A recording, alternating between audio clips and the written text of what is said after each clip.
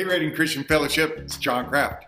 Hey, it has been over a month now that we have been fully online for our worship services and not having gatherings and paying attention to the stay-at-home orders and doing our best to stay healthy and safe.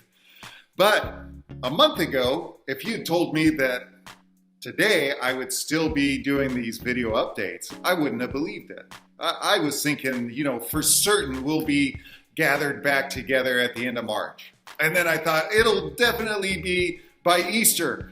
And now we don't know. And so, as we look at the culture, as we look at things going on around our country, you can see that there are some areas that are starting to loosen some restrictions and guidelines. And so as we think about that for the future here in Reading, I just want to give you an update as to where we are and what we think might be coming down the road. Because we've been taking a lot of time to think about what the future looks like. And as I think about the future, as I think about the beginning of the lifting of restrictions, I think what we need to be able to realize is that the first lifting of restrictions probably won't include a large gathering like our Sunday morning service.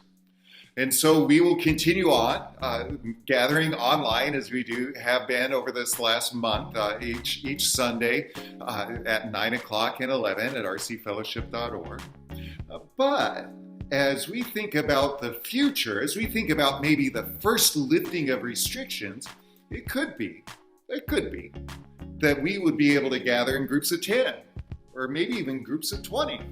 And if that's the case, we are beginning the process of looking to see how we could create kind of some temporary life groups. It may not be you diving into a life group, but it could be you gathering with a smaller group of believers, maybe watching the Sunday morning service, maybe watching a Right Now video curriculum and doing that together, but at the very least, gathering together in a small group of people so you can fellowship, worship, and learn about Jesus together and help each other take that next step in following Him.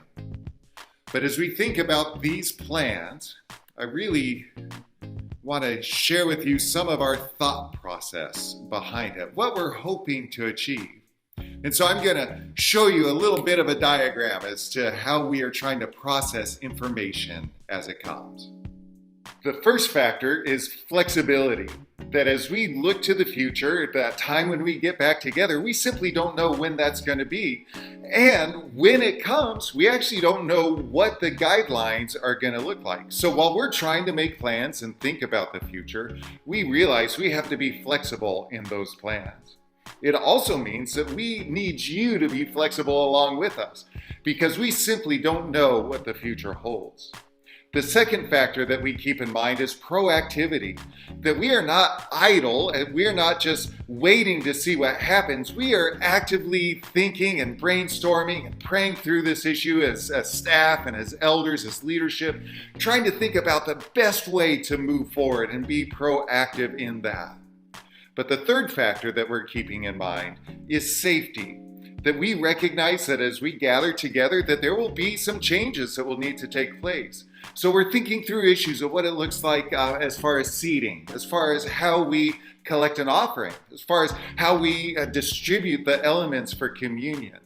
Because for us, your safety is of utmost importance, as well as the safety of the testimony of the church and Jesus in our community. And so as we think about these three factors, flexibility, proactivity, and safety, our hope is that as we dream and brainstorm and pray, that we would come to this spot right in the middle where we will have the best plan moving forward. So keep praying for us as we think about what that looks like in the future. So until that time, we are going to continue gathering together. If that first step is gathering in smaller groups, we invite you to think about joining one of these new kind of temporary life groups.